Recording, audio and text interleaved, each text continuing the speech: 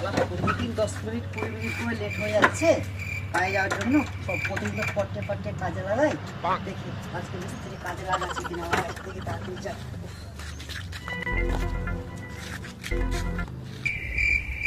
টাইমও হয়ে গেল। মিস্ত্রি কি যে মিস্ত্রি লাগিয়েছি আমি বুঝতেও পারছি না।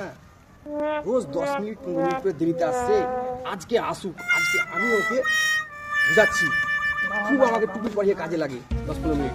আজকে আমি ওকে দেখাবো মজা। কেবা দাদা বাইরে বসে আছেন কেন? এই তো বসে আছি। আসতে দেরি করলে কেন? আর বলেন না, একটু ছেলেকে স্কুলে রাখতে গেছিলাম তো अच्छा পড়ে গেছিলাম। हमको सिखा रिया है। আচ্ছা লেবার তো আগে এসে বসে আছে। তোমাদের ঠিক আছে, তুমি আগে তাহলে কাজে লেগে যাও। দেখো হ্যাঁ ভিতরে যাও।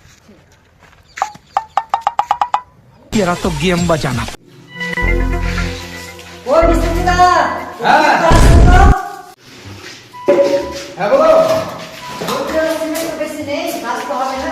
ঠিক আছে, কাজে লেগে বলো, তুমি আসবে বলেছি। হ্যাঁ আচ্ছা ঠিক আছে।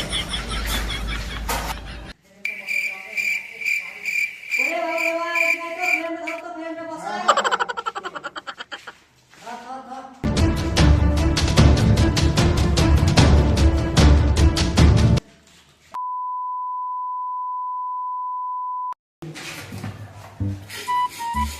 এই কর, মুড়ে সে পানি লাই ধরে বাবু যা।